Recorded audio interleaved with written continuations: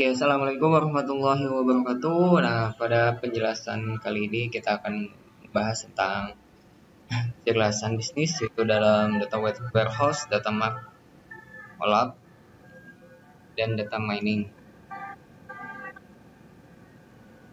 Nah, data warehouse ini adalah basis data yang menyimpan data sekarang dan data masa lalu yang berasal dari berbagai sistem operasional dan sumber yang lainnya. Itu sumber eksternal ya, yang menjadi perhatian penting bagi manajemen dalam organisasi dan ditunjukkan untuk keperluan analisis dan pelaporan manajemen dalam rangka pengambilan keputusan. Data warehouse ini digunakan untuk mendukung pengambilan keputusan, bukan untuk melaksanakan pemrosesan transaksi data. Nah, data warehouse hanya berisi informasi-informasi yang relevan bagi kebutuhan pemakai yang dipakai untuk pengambilan keputusan.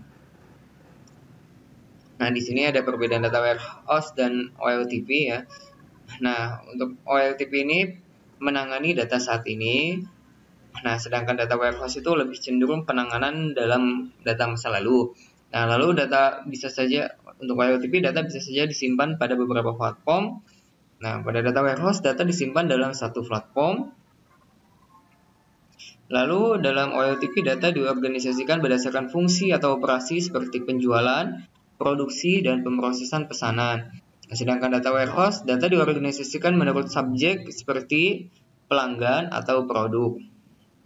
Lalu pada OLTP pemrosesan bersifat berulang, sedangkan pada data warehouse pemrosesan sewaktu-waktu tak terstruktur dan bersifat heuristik. Pada OLTP untuk mendukung keputusan harian. Nah, sedangkan pada data warehouse untuk mendukung keputusan yang strategis. Lalu pada OLTP melayani banyak pemakai operasional, sedangkan pada data warehouse adalah untuk mendukung pemakai manajerial yang berjumlah relatif sedikit. Nah, sedangkan pada OLTP berorientasikan pada transaksi, sedangkan pada data warehouse berorientasikan pada analisis. Nah, demikianlah perbedaan dari data warehouse dan OLTP. Nah, sumber data untuk data warehouse yang pertama ada data operasional dalam organisasi, misalnya basis data pelanggan dan produk. Lalu sumber eksternalnya diperoleh misalnya melalui internet, basis data komersial, basis data pemasok atau pelanggan. Nah, di sini adalah prinsip data warehouse. Ada misalnya di sini sumber data operasional 1, sumber data operasional 2, lalu ada sumber data eksternal. Nah, ini semuanya menuju ke manajer data warehouse. Nah, di sini ada data warehouse-nya. Nah, lalu di sini ada perangkat eksekutif information system, perangkat pelaporan, perangkat pengembangan aplikasi. Di sini ada OLAP-nya, di sini data mining-nya. Nah, seperti itu prinsip data dari data warehouse. Nah, sifat data warehouse multidimensional yang berarti bahwa terdapat banyak lapisan kolom dan baris. Ini berbeda dengan tabel pada model relasional yang hanya berdimensi 2. Berdasarkan susunan data seperti itu amatlah mudah untuk memperoleh jawaban atas pertanyaan seperti berapakah jumlah penduduk satu terjual, berapakah jumlah produk satu terjual di Jawa Tengah pada tahun N3. Nah, di sini misalnya produk 1, produk 2, produk 3. Nah, seperti ini Jawa Tengah, Jawa Barat, Jawa Tengah, dan ini tahunnya. Ya, seperti itu. Nah, contoh perangkat lunak yang digunakan untuk administrasi dan manajemen data warehouse yaitu HP Intelligent Warehouse, lalu Flowmart, SearchPoint.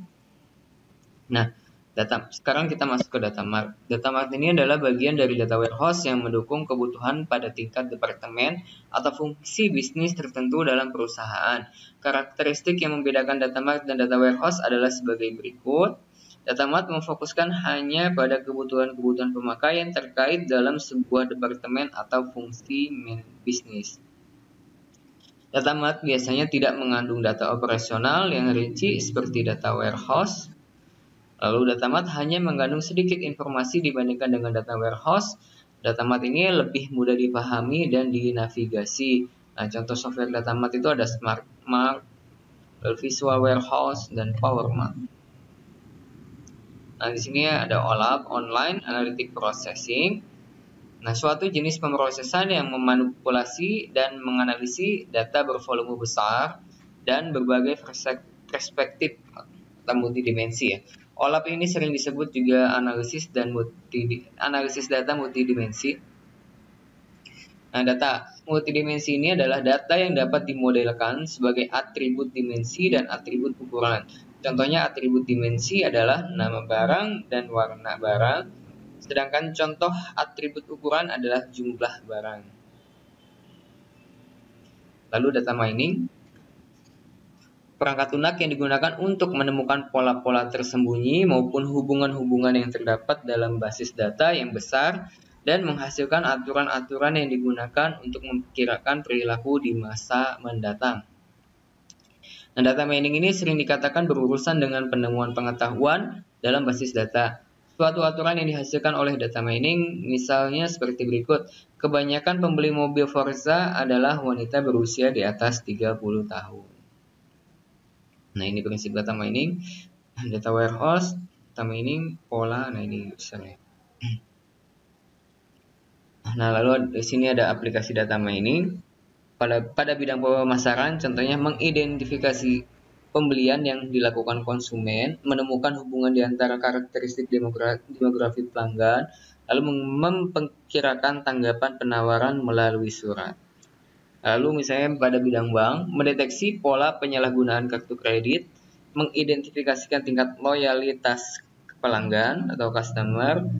Nah, pada asuransi, nah contohnya itu analisis klaim, lalu memperkirakan pelanggan yang akan membeli produk baru. Nah, ini teknologi data mining.